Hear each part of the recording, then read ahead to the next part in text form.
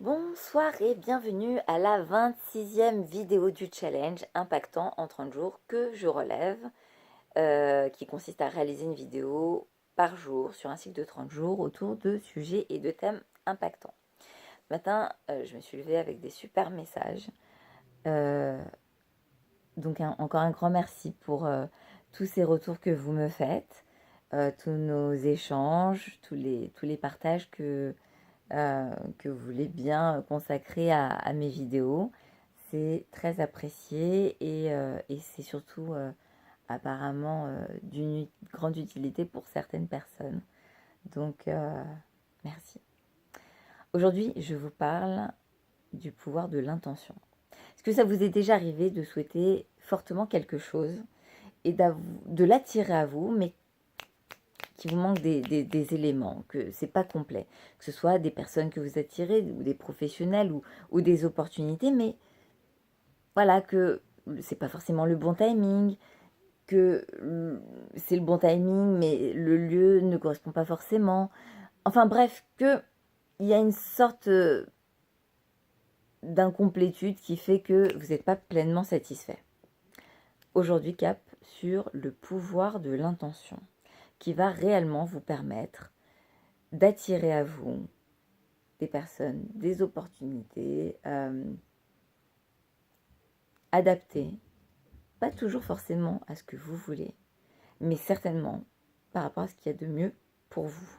Et ça, vous allez y arriver en posant des intentions. L'intention, c'est quelque chose de très puissant parce que ça vient de l'intérieur, c'est-à-dire que quand on va le définir, eh bien, on va s'assurer que c'est aligné au niveau de nos émotions et de nos sensations également. Et c'est ça qui fait que ça va enclencher une multitude de possibles et d'opportunités parce que, comme je le dis tout le temps, tout est énergie autour de nous. Nous créons de l'énergie, nous en produisons, nous en captons également. L'intention, c'est quelque chose, voilà, qui vient de l'intérieur. Et des fois, eh bien, ce fameux pouvoir de l'intention, on va l'utiliser, mais dans la mauvaise direction. Alors, l'explication, elle est très claire, c'est que depuis tout petit, on est plutôt habitué à s'entendre dire ce qu'on attend de nous, mais plutôt ce qu'on n'attend pas de nous. Ne claque pas la porte, ne fais pas ci, ne fais pas ça, n'aie pas peur. Donc, on va centrer notre attention sur l'opposé de ce qui est bon pour nous, de ce que l'on veut de nous, de ce que l'on attend de nous. Donc du coup, quand je vais accompagner une personne en coaching, en développement personnel, et qu'on va poser clairement le cadre, l'objectif, automatiquement, sur les 15 ans, et ça n'a pas loupé une seule fois, sauf les personnes qui sont un peu avisées, eh bien, ça va être, alors voilà, je ne veux pas ça, je ne veux plus ça, et on part vraiment dans un cycle de tout ce qu'on ne veut pas. Donc, qu'est-ce qui se passe? Naturellement, on attire à nous ce à quoi nous pensons le plus souvent. Et donc, les scénarios se répètent et se reproduisent. Parce que quand on va penser à ce qu'on ne veut pas, c'est suivi inconsciemment, consciemment, d'émotions qui sont plutôt désagréables et de sensations qui vont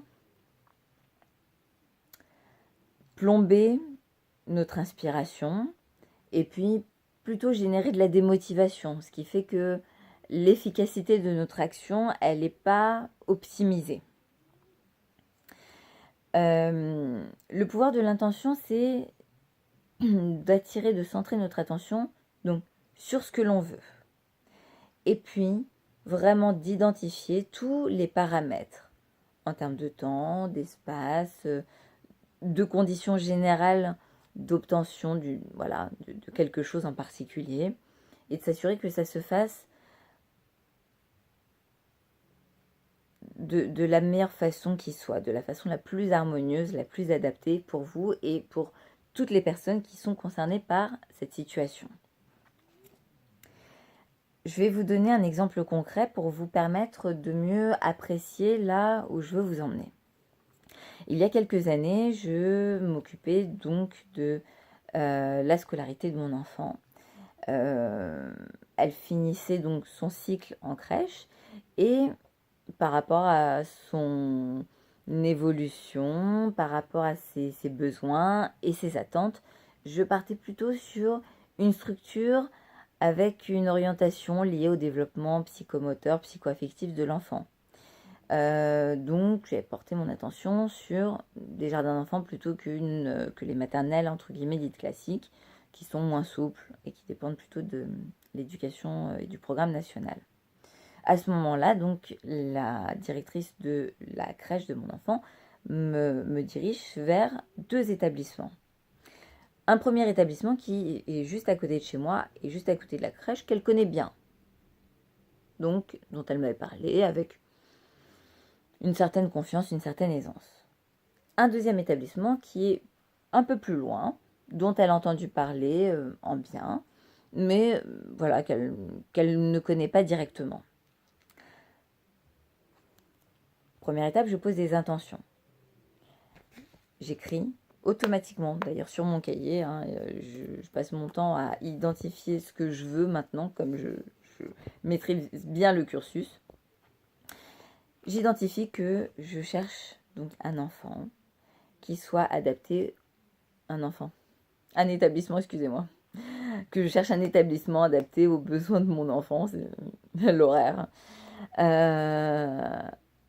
que je cherche une structure qui soit en mesure de l'accueillir dans les meilleures conditions, au moment le plus opportun, que cet établissement soit fréquenté par des professionnels de qualité, à l'écoute, de bons communicants, que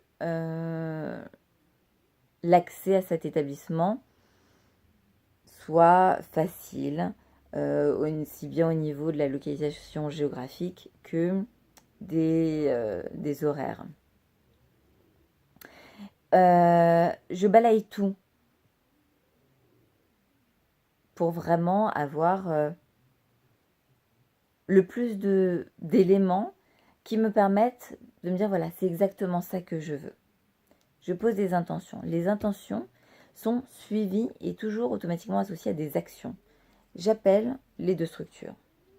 J'appelle quotidiennement la première structure qui m'est recommandée. On me dit tous les jours, rappelez, la directrice n'est pas là, les inscriptions ne sont pas encore ouvertes. Rappelez, rappelez, rappelez.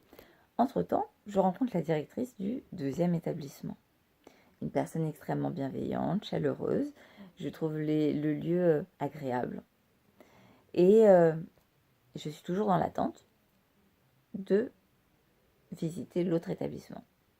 Il s'avère qu'un jour, j'appelle et on me dit, écoutez, voilà, je suis la directrice, mais je ne comprends pas parce qu'on a du mal à vous diriger. Les inscriptions sont terminées et je ne pourrais plus du tout traiter le dossier de votre enfant.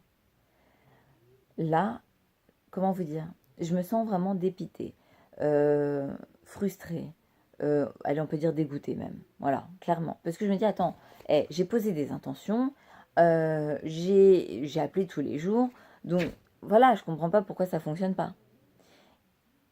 Ce même jour, la personne qui suivait les dossiers d'inscription de mon enfant sur les 2 établissements m'appelle pour me dire, écoutez, je ne peux pas vous dire exactement ce qu'il en est, mais vous allez recevoir un appel et vous allez avoir une bonne nouvelle. Ah, super, bon, peut-être que finalement, l'intention que j'ai posée va se réaliser et qu'on va me dire que c'est OK.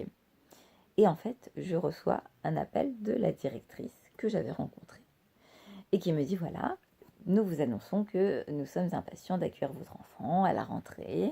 Elle a déjà son porte-manteau, son casier. Alors, je suis contente, mais en même temps, j'ai une sensation un petit peu de déception parce qu'en fait, on m'avait tellement parlé de cet établissement que je m'étais dit, bon, l'autre, ok, mais pourquoi pas celui-ci?